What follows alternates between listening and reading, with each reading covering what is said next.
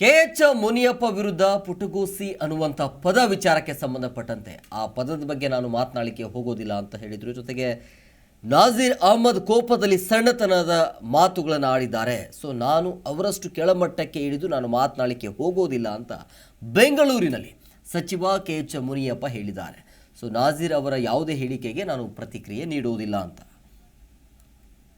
ಕೆಲವು ಶಾಸಕರು ಹೇಳಿಲ್ಲ, ಅವರು ಮುನಿಯಪ್ಪನವರು ಸೀನಿಯರ್ ಇದ್ದಾರೆ, ಅವ್ರು ಹೇಳಿದಂತೆ ಅವ್ರು ಹೇಳಿದ್ರು ಕೊಡಿ ಅಂತ ಹೇಳಿದ್ರು. ಈಗ ಆದ್ದರಿಂದ ಇವತ್ತು ಕೆಲವು ಶಾಸಕರು ಈ ರೀತಿ ಹೇಳಿದ್ದಾರೆ. ಅದಕ್ಕೆ ಮಾನ್ಯ ಮುಖ್ಯಮಂತ್ರಿಗಳು ಮತ್ತು ಅಧ್ಯಕ್ಷರು ಕೂಡ ಸಾಯಂಕಾಲ ತೀರ್ಮಾನ ಮಾಡ್ತೀವಿ ಅಂತ ಹೇಳಿದ್ದಾರೆ. ನಾನು ಕೂಡ ಹೈಕಮಾಂಡ್ ಬಿಟ್ಟಿದ್ದೇನೆ, ಅವ್ರು ಏನು ತೀರ್ಮಾನ ತಗೊಳ್ತಾರೆ ಅದಕ್ಕೆ ಬದ್ಧವಾಗಿದ್ದೀನಿ ಅಂತ ಹೇಳಿದ್ದೀನಿ. ಎಲ್ಲ ಮಾಧ್ಯಮದಲ್ಲಿಗೂ ಇದನ್ನು ಹೇಳ್ತೀನಿ, ಕಾದು ನೋಡೋಣ. ಜಿ ಕನ್ನಡ ನ್ಯೂಸ್ ಈಗ ನಿಮ್ಮ ಮನೆಯಲ್ಲೇ ನೋಡಿ. ಎಲ್ಲ ಕೇಬಲ್ಗಳಲ್ಲಿ ಈಗ ಲಭ್ಯ.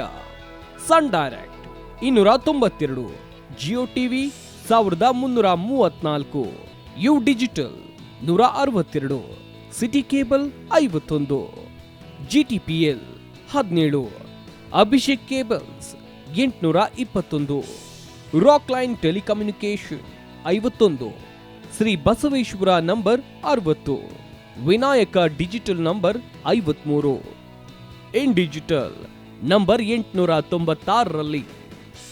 ನಿಮ್ಮಿಸ್ತದ ಜಿ ಕನ್ನಡ ನ್ಯೂಸ್ ನೋಡಿ ಆನಂದಿಸಿ.